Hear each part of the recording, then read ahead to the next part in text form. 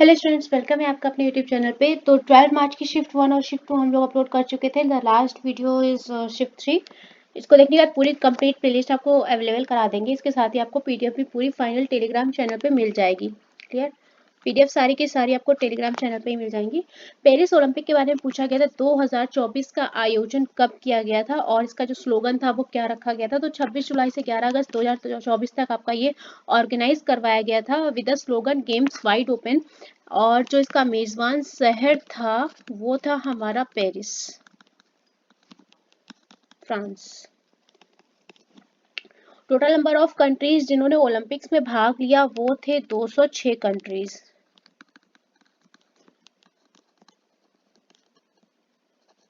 Clear? चलो next question पे move on करते हैं।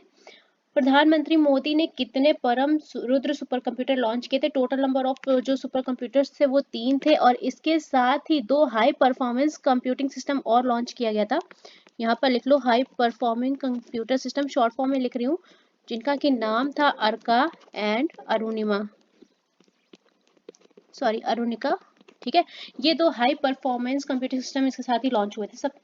नेक्स्ट हमारे पास क्वेश्चन है, खेलो इंडिया यूथ गेम्स 2024 में कौन सा राज्य टॉप पर था? महाराष्ट्र टॉप पर था। टोटल नंबर ऑफ मेडल थे 57 गोल्ड। ठीक है, और तमिलनाडु ने सबसे ज्यादा एथलीट्स के साथ में यहाँ पर पार्टिसिपेट किया था, इसलिए तमिलनाडु से भी क्वेश्चन बना था आपका। इसने टोटल 559 एथलीट्स के साथ पार्टिसिपेट किया था KIYG 2024 में। टोटल नंबर ऑफ जो मेडल मिले थे आपको तमिलनाडु को वो थे आपके 38 गोल्ड मेडल थे। नेक्स्ट क्वेश्चन फ्रेम हुआ था, निम्नलिखित में से किस बांध को पोंग बांध के नाम से जाना जाता है? महाराणा प्रताप सागर बांध था, जो कि आपका किस जिले में स्थित है? कांगड़ा जिले में। और किस नदी पर बना है? ब्यास नदी पर बना है, नोन एज पोंग डैम। और जो रिलेटेड क्वेश्चन है जो सबसे ज्यादा पूछे गए हैं आपका गांधी सागर डैम से पूछा गया है, MP में है, चंबल नदी पर बना है। हीराकुंड डैम है, उड़ीसा में है, और महानदी पर बना है। ये आपका सबसे ज्यादा पूछा जाने वाला अभी तक का क्वेश्चन है। इसके अलावा आपका टिहरी भी पूछा गया काफी बार। टिहरी डैम जो है आपका उत्तराखंड में है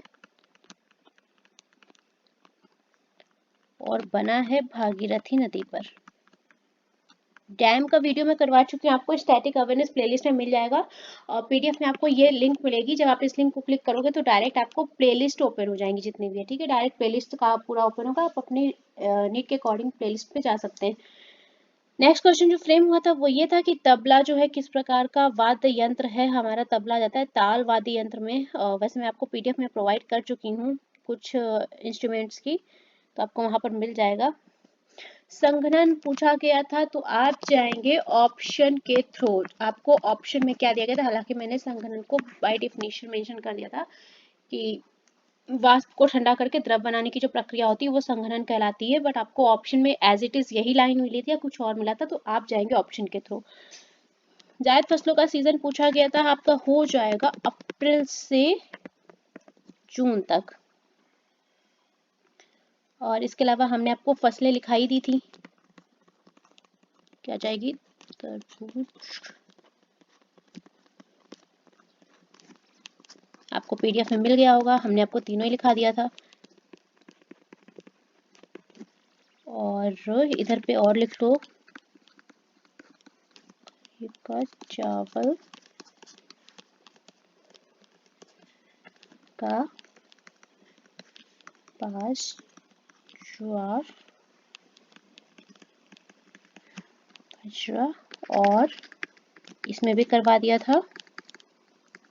इसमें एक क्वेश्चन आपसे फ्रेम होता रहा है, एक एक करके, कभी किसी से पूछ लिया, कभी किसी से पूछ लिया।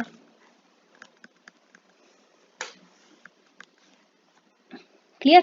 इसका जो आपका सीजन रहेगा वो रहेगा जून से सितंबर, और इसका जो सीजन रहेगा वो आपका रहेगा अक्टूबर टू मार्च। और इससे काफी क्वेश्चन आया है, हर शिफ्ट में अलग अलग आपसे पूछ लिया गया है, इसलिए इसको ध्यान दे लेना थोड़ा सा नेक्स्ट एग्जाम के लिए। भारत के नियंत्रक और महालेखा परीक्षक की नियुक्ति पूछा गया था, कौन करता है? तो राष्ट्रपति, और जिस आर्टिकल के अंतर्गत आपकी होती है वो हो जाएगा आर्टिकल 148 के तहत आपकी जो कैग की अपॉइंटमेंट है, उनकी जो शपथ है, उनकी सेवा की शर्तें, ये आपके बताया गया है। कैग से रिलेटेड आर्टिकल भी हम आपको लिखा चुके हैं सारे, बार बार बताने की जरूरत तो है नहीं। इससे रिलेटेड जो और क्वेश्चन आया है वो ये है,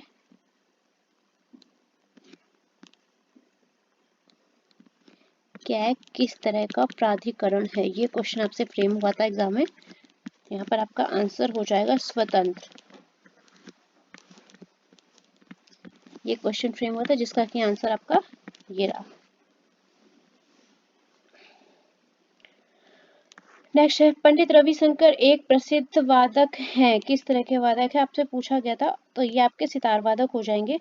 पंडित रविशंकर से कम इस बार 6 से 7 बार ये क्वेश्चन आपका रिपीट हुआ है, जहां तक मुझे पता है, मैंने आपको पहले भी करवाया था।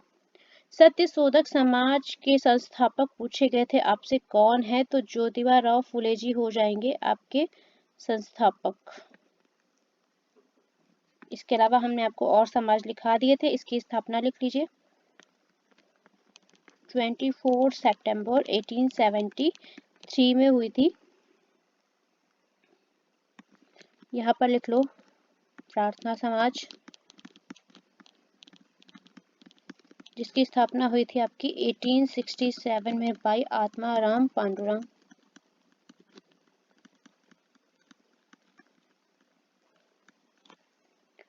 आर्य समाज की स्थापना पूछी गई थी, समाज में से किसी ना किसी एक का पूछ ही लेता है। 1875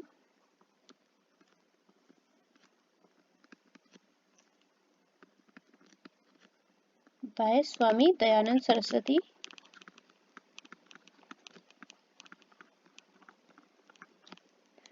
फिर आपका आ जाएगा ब्रह्म समाज,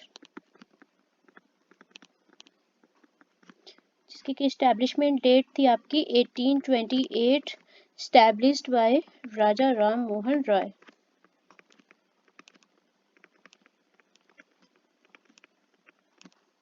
and the last one, Ramakrishna mission,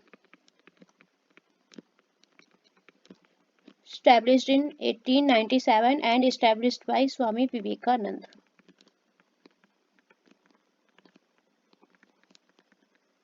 इसको स्टार कर रही हूँ क्योंकि ये बहुत ही ज्यादा इंपॉर्टेंट है, इसमें से आपका कोई ना कोई एक क्वेश्चन बन ही जाता है, किसी एक समाज के बारे में एग्जामिनर पूछ ही लेगा, या तो आपका स्टैब्लिश्ड बाय पूछ लेगा, या आपका स्टैब्लिशमेंट ईयर पूछ लेगा, या प्लेस पूछ लेगा। प्लेस वैसे कम ही पूछता है, अभी तक तो मुझे बहुत ही कम मिला है। 1857 के विद्रोह के समय भारत के गवर्नर जनरल, हमने आपको पहले लिखा दिया था, लॉर्ड कैनिंग थे। इन्होंने पोर्टफोलियो प्रणाली की भी शुरुआत की थी, और ये क्वेश्चन आपसे एग्जाम में पहले बना था। इसके अलावा हमने आपको 1857 का विद्रोह की वजह क्या थी, किसने किसने कहाँ से विद्रोह किया, किस ब्रिटिश ऑफिसर ने कहाँ से विद्रोह को बंद किया था, वो भी हमने आपको सारी प्लेलिस्ट पहले ही प्रोवाइड कर दी थी, पीडीएफ में मिल गई थी। लॉर्ड कैनिंग उस समय थे भारत के गवर्नर जनरल, जिनका की जो टेन्योर था वो था 1856 से 1860, और 1858 में बने थे वो भारत के पहले वायसराय।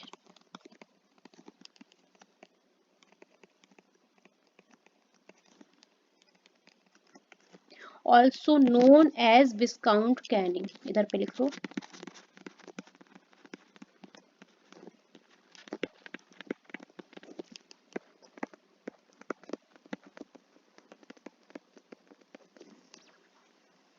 या क्लेमेंसी कैनिंग।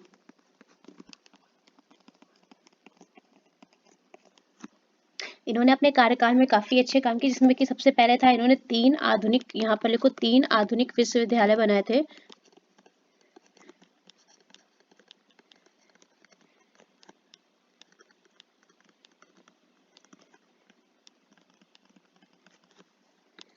जो कि आपका कलकत्ता, मद्रास और बॉम्बे में थे।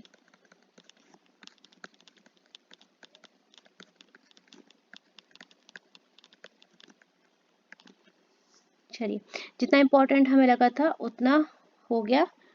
इसके अलावा हमने आपको पहले भी इसके बारे में मेंशन करवा दिया था पीडीएफ के बारे में, तो वहां से हो जाएगा। हरित क्रांति में किस फसल पर सबसे अधिक ध्यान दिया गया था? गेहूं ऑप्शन में मिला था। इसके अलावा अगर एक और फसल आ जाएगी तो चावल पर भी ध्यान दिया था। जो सबसे ज्यादा क्वेश्चन पूछा जाता है हरित क्रांति किस दशक के दौरान शुरू हुई थी, तो ये आपकी हो जाएगी 1960 के टेन्योर में आपकी शुरू हुई थी। और फादर पूछा गया था, तो फादर हमने आपको दोनों बता देते हैं। फादर ऑफ ग्रीन रिवॉल्यूशन अगर आप इंडिया में जाएंगे तो MS स्वामीनाथन हो जाएंगे, और अगर आप वर्ल्ड वाइड जाएंगे तो आपके नॉर्मन बोरलॉग हो जाएंगे, जिनको कि नोबेल शांति पुरस्कार से सम्मानित किया गया था, जो उन्होंने उन्नत बीजों का आविष्कार किया था उसके लिए। क्लियर? ऑल्सो नोन एज तीसरी कृषि क्रांति, थर्ड एग्रीकल्चरल रिवॉल्यूशन। इससे बाहर अभी तक क्वेश्चन नहीं आया, जितना भी आया हर शिफ्ट में लगभग आया, और इससे बाहर क्वेश्चन आया ही नहीं हरित क्रांति से। सबसे ज्यादा आया बस उन्नत बीजों का इस्तेमाल आया है, और इसके अलावा फादर पूछ लिए गए हैं, फसल पूछ ली गई है, तीसरी कृषि क्रांति के नाम से पूछ लिया है कौन तीसरी कृषि क्रांति के नाम से जाना जाता था, और दशक पूछा गया है। इतना ही पूछा गया है, इससे ज्यादा क्वेश्चन बाहर नहीं मिला अभी तक। जबरू डेथ पूछा गया था कि किस राज्य से रिलेटेड है, आपका लद्दाख क्षेत्र में किया जाता है, जम्मू कश्मीर के। और एक और कोई डांस फॉर्म पूछा गया था जिसके बारे में मुझे पता नहीं चल पाया है, तो अगर याद हो तो बताना। वित्त आयोग का गठन पूछा गया था, किसके द्वारा होता है? राष्ट्रपति के द्वारा होता है, अंडर आर्टिकल 280। कितने वर्ष के लिए? 5 ईयर के लिए होता है, और ये हम आपको PDF में पूरी डिटेल करवा चुके हैं, तो वापस से नहीं करा रहे, ठीक है। चलो, आपसे एग्जाम में एक क्वेश्चन जो आया है ना, वो आर्टिकल पूछ लिया गया है, तो आर्टिकल को ध्यान में रखना। और अनुच्छेद भी पूछ लिया था कि भारतीय संविधान के किस अनुच्छेद में वित्त आयोग की स्थापना का प्रावधान है। नेक्स्ट क्वेश्चन आपका एक बैंक ऑफ बड़ौदा से रिलेटेड क्वेश्चन आया था, क्वेश्चन नॉट कंफर्म्ड, इसलिए मैंने मेंशन नहीं किया, टॉपिक मेंशन कर दिया है कि कुछ तो क्वेश्चन था, हो सकता है करंट अफेयर से रिलेटेड हो या फिर आपका बैंकिंग से हो, अभी मैं कह नहीं सकती क्योंकि मुझे क्वेश्चन का पता नहीं चला।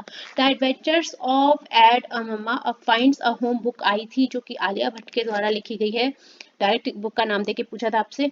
शिक्षा का अधिकार भारतीय संविधान के किस आर्टिकल से लिया गया है? आर्टिकल 21A से हो जाएगा आपका।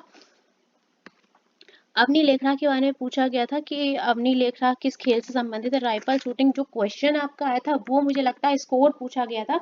उन्होंने पेरिस पैरालंपिक में गोल्ड मेडल जीता था, 10 मीटर एयर राइफल शूटिंग की थी, उसमें आपका स्कोर पूछा गया था, मेरे ख्याल से 249.7 मीटर, इस तरह का कुछ स्कोर पूछा गया था। ये हमारा, तो ये वाला क्वेश्चन आया है यहाँ पर। मैं आपको स्क्वायर बना दे रही हूँ ताकि आपको याद रहे। ये मत बोल देना कि नहीं बताया था, तो पहले बता दे रही हूँ, ये लास्ट वाली लाइन का क्वेश्चन पूछा गया था। राज्यपाल को सलाह कौन दे सकता है? तो ये आपका दे सकते हैं मंत्रिपरिषद। और क्वेश्चन नंबर 18 में एक चीज और नोट डाउन करो कि आपका ये ऐड किसके थ्रू किया गया था? 86th अमेंडमेंट आया था, संविधान संशोधन, कब? इन 2002, जिसमें आपका आर्टिकल 21A में ये डाला गया था, 6 से 14 वर्ष के जो सभी बच्चे हैं उनके लिए शिक्षा का अधिकार एक मौलिक अधिकार बना दिया गया था। और अगर पार्ट हो जाएगा तो ये हो जाएगा आपका थर्ड। और रही बात मौलिक अधिकार की, तो मैं ये भी आपको बता चुकी हूँ सारा, और ये आपका इंक्लूड हो जाएगा 12 से 35 के बीच में। चलो,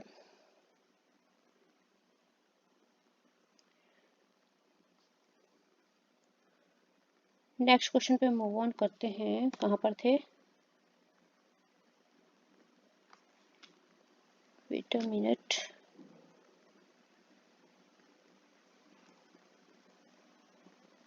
ओके, हाँ, तो राज्यपाल को सलाह कौन देता है? मंत्रिपरिषद दे सकता है। राज्यपाल में नियुक्त होने के लिए क्राइटेरिया था वो बताया था, भारत का नागरिक होना चाहिए, एज आपकी 30 वर्ष की आयु पूरी हो जानी चाहिए, इसके अलावा किसी लाभ के पद पर नहीं होना चाहिए। राज्यपाल राज्य का किस तरह का प्रमुख होता है? ये आपका क्वेश्चन बना था, तो ये संवैधानिक प्रमुख हो जाएगा। यहाँ पर फिल इन द ब्लैंक्स के रूप में आया था, जहाँ पर आपको फिल करना था कॉन्स्टिट्यूशनल। आगे चलते हैं। और मंत्रिपरिषद से सलाह से बाध्य होता है, नियुक्ति होती है 5 वर्ष टेन्योर। आगे चलते, भारत के संविधान का आर्टिकल पूछा गया था 46 किसके शैक्षिक और आर्थिक हितों के संवर्धन को दर्शाता है? ये हो जाएगा आपका अनुसूचित जाति और अनुसूचित जनजाति और अन्य कमजोर वर्ग से रिलेटेड हो जाएगा आपका आर्टिकल 26। नेक्स्ट है आपको पोंग बांध के बारे में आया था, किस नदी पर बना था, ब्यास नदी पर बना था, पहले भी हमने बताया था आपका। कहाँ है, हिमाचल प्रदेश में, किस जिले में, कांगड़ा जिले में अवेलेबल। 2024 के राष्ट्रमंडल खेलों में भारत के किस राज्य का प्रदर्शन सबसे अच्छा था, हरियाणा टॉप पे रहा था। ये क्वेश्चन आपका उसमें आया था अभी एमटीएस एग्जामिनेशन में, ये यहाँ पर पहली बार पूछा गया है। हड़प नीति को किसने समाप्त किया था, इसको इम्प्लीमेंट करा था लॉर्ड डलहौजी ने, और जो समाप्त किया था वो थे लॉर्ड कैनिंग। हड़प नीति के सीक्वेंस क्या रहते, उन्होंने बोला था कि अगर आपका कोई उत्तराधिकारी नहीं है तो वो हमारे अंडर में आ जाएगा, इस तरह का चला था। फिलहाल मैंने इसके बारे में थोड़ा सा आपको पहले बताया था। इससे जो प्रभावित राज्य थे उनके बारे में बात की थी, सतारा थे, जयपुर थे, बगहा, उदयपुर, झांसी, नागपुर, करौली और अवध, इनके बारे में बात की थी। पीडीएफ में कहीं ना कहीं मेंशन किया था हमने। Then the doctrine of lapse of withdrawn by Lord Canning, the tenure is 1857 to 1861, ठीक है। Introduced by Lord Dalhousie, the tenure is 1848 to 1856, clear, पूरा था। यहाँ पर मैं टेन्योर और मेंशन कर देती हूँ तो आपको इजी रहेगा। 1856 एंड लॉर्ड कैनिंग हो जाएगा आपका 1857 टू 1861। चलो, सतत विकास लक्ष्यों के लिए 2023 का जो एजेंडा फ्रेम हुआ था उसमें आपके टोटल एम पूछे गए थे, टोटल गोल्स पूछे गए थे। तो टोटल एम थे 17 और टोटल गोल्स थे 169। 42nd अमेंडमेंट जो कि 1976 में हुआ था, भारत के संविधान में कितने मौलिक कर्तव्य थे, टोटल थे 10। फिर आपका 11वां ऐड हुआ किस समिति के सिफारिश पर, तो स्वर्ण सिंह समिति के सिफारिश पर ऐड हुआ था किस आर्टिकल में, 51A क्लॉज ए आर्टिकल में आपका ऐड किया गया था। पार्ट हो जाएगा आपका 4। बाकी अमेंडमेंट लिखा हुआ है, ईयर लिखा हुआ है, तो कोई प्रॉब्लम नहीं होनी चाहिए। समिति लिख लो, स्वर्ण सिंह समिति की सिफारिशों पर ऐड किए गए थे। और स्वर्ण सिंह समिति के बारे में मैं आपको पीडीएफ में प्रोवाइड कर चुकी हूँ, क्योंकि मैंने इनकी समिति की पूरी आपको लिस्ट बताई थी कौन कौन इंक्लूड था उस समिति में।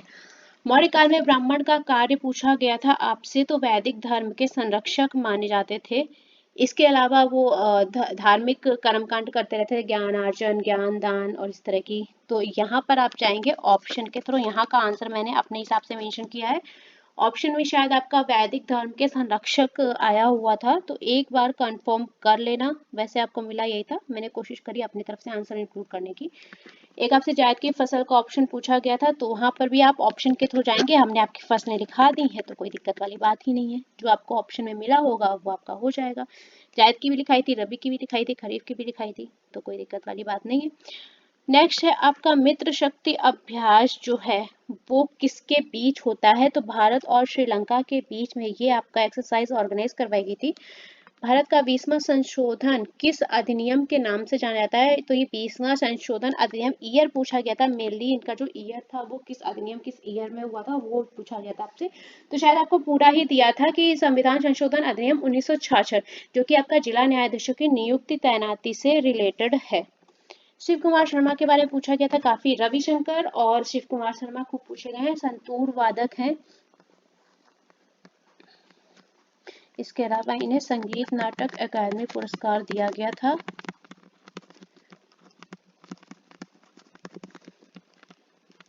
पद्मश्री हो गया और अपना पद्म विभूषण हो गया। 2022 में उनकी अभी डेथ हुई है। संगीतकार, संगीत वादक और उनके इंस्ट्रूमेंट्स हमने आपको पीडीएफ में करा दिए हैं, आपको एमटीएस वाले पीडीएफ में भी मिल जाएगा। इसके अलावा अभी इस पीडीएफ में भी मिल जाएगा, अभी मैंने फाइनल पीडीएफ आपको प्रोवाइड नहीं करी है। भारत की कुल स्थलीय सीमा पूछी गई थी कितने किलोमीटर है, तो 15,200 किलोमीटर हो जाएगी आपकी। एक क्वेश्चन आपका बना था, न्यू इकोनॉमिक प्लान 1981 से बना था, उदारीकरण, निजीकरण और वैश्वीकरण, जिसको कि आप लिबरलाइजेशन, प्राइवेटाइजेशन एंड ग्लोबलाइजेशन के फुल फॉर्म में जानते हैं, and introduced by PM Manmohan Singh, जो उस समय प्रेजेंट फाइनेंस मिनिस्टर थे, उनके टेन्योर में हुआ था ये भी पूछा जा चुका है वैसे, तो यह ध्यान रखना, मैं लिखा चुकी हूँ। भारत में सबसे बड़ा कृत्रिम द्वीप निम्नलिखित में से किस राज्य में स्थित है, आपका केरल राज्य में स्थित है, जो नाम है वो है विलिंगटन।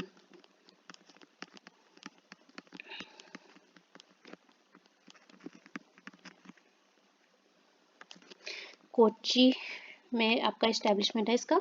अवध साम्राज्य पर अंग्रेजों के द्वारा कब कब्जा किया गया था? आपका 1856 में आपका कब्जा किया गया था। नेक्स्ट क्वेश्चन जो आपसे बनेगा, राज्य विधानसभा की अधिकतम संख्या पूछी गई थी आपसे, तो जो अधिकतम संख्या है वो है 500 और जो न्यूनतम है वो है 60। ये वाला क्वेश्चन आपका सेकेंड टाइम रिपीट हुआ है। न्यूनतम में आपका क्या आ जाएगा? 60। चलो नेक्स्ट, कौन बौद्ध धर्म के मानने वाले शासक थे? सम्राट अशोक। ये कुछ क्वेश्चन इस तरह से मेरे ख्याल से आता है कि बौद्ध धर्म को किसने अपना लिया। लैंग्वेज थोड़ी सी कंफर्म नहीं है, यहाँ पर लैंग्वेज एक बार चेक कर लेना। आपका आंसर तो सम्राट अशोक था यहाँ पर, लेकिन ये होना चाहिए था कि किसने अपने जीवन के उसमें बौद्ध धर्म को अपनाया था। तो इन्होंने कलिंग के युद्ध के बाद अपनाया था। तो ये एक बार देख लेना, क्वेश्चन की लैंग्वेज मुझे थोड़ी सी कंफर्म नहीं हो रही है। ठीक है, बाद में इन्होंने बौद्ध धर्म के प्रसार को बढ़ावा दिया था। अगर कोई बच्चा ऐसा है जिसने एग्जाम दिया है और बताना चाहे तो प्लीज कमेंट बॉक्स में मेंशन कर देना। चलो, यह क्वेश्चन आपसे इस तरह का फ्रेम हुआ होगा, कौन सा मौर्य शासक बौद्ध धर्म का अनुयायी बना था? देख लेना एक बार। शिक्षा का अधिकार भारतीय संविधान के कौन से संविधान संशोधन से जोड़ा गया था? 86th अमेंडमेंट जो था, जो कि 2002 में हुआ था, इसके तहत आपका एड ऑन करा गया था। इसके तहत आपका अधिनियम आया था 21 ए, जिसके तहत आपका 6 से 14 वर्ष की आयु के बच्चों को मुफ्त और अनिवार्य शिक्षा प्रोवाइड कराई गई थी। एक क्वेश्चन आपका इकोनॉमिक सर्वे से रिलेटेड आया था, एग्जैक्टली क्वेश्चन अभी पता नहीं है। 2026 राष्ट्रमंडल खेलों की मेजबानी पूछी गई थी, कौन सा देश करेगा? तो ये हो जाएगा ग्लासगो, स्कॉटलैंड में होंगे। 23rd कराए जाएंगे, जो नंबर है वो 23rd राष्ट्रमंडल खेल किए जाएंगे आपके। नेक्स्ट, आपके किस राज्य में स्थानीय तूफानों या गड़गड़ाहट के साथ आम बौछार कहा जाता है, जो कि आम की फसल पकाने में मदद करती है? तो केरल हमारा आंसर हो जाएगा, केरल में होती है। इसके अलावा एक जगह और होती है कर्नाटक में। तो ऑप्शन में आपको मेरे ख्याल से केरल मिला था। LPG 1991 से एक क्वेश्चन था, और पंडित राम नारायण किस वाद्य यंत्र से संबंधित हैं? तो ये हो जाएंगे आपके सारंगी वादक। इसके अलावा हमने आपको पहले भी लिखाया है कि कौन से व्यक्ति जो है किस इंस्ट्रूमेंट से रिलेटेड हैं। लिखाना तो नहीं पड़ेगा, वैसे PDF में मिल जाएगा। मैं वापस से लिखाऊंगी तो आपका ही टाइम वेस्ट होगा उतना लिखाने में, 5 मिनट चलाएगा पूरा। संतूर वादक में भी लिखा चुके पंडित शीश कुमार शर्मा। बांसुरी वादक आपके हरिप्रसाद चौरसिया जी हैं, और सरोद वादक आपके अमजद अली खान जी है। शहनाई बिस्मिल्लाह खान है। सितार वादक पंडित रविशंकर जी हैं। सारंगी आपके पंडित राम नारायण जी हैं। रुद्र बीना असद अली खान जी हैं। मृगंदम जो है रामनाथ बी राघवन है। घटम TH विनायकम काफी पूछा गया है, घटम वादक इस बार नया मिला है। तो ये मैं पहले भी लिखा चुकी हूँ, PDF में आपको मिल जाएगा क्योंकि मैं ये लिखा चुकी हूँ, लिख के बताया आपको इसलिए। तो यहाँ से हमारी पूरी शिफ्ट कंप्लीट होती है, और इसी के साथ आपकी प्लेलिस्ट को हम आज के आज ही कंप्लीट कर देंगे। आपको सारे 2 मार्च से लेकर 18 मार्च तक की सारी शिफ्ट के एग्जाम्स आपको अवेलेबल हो जाएंगे।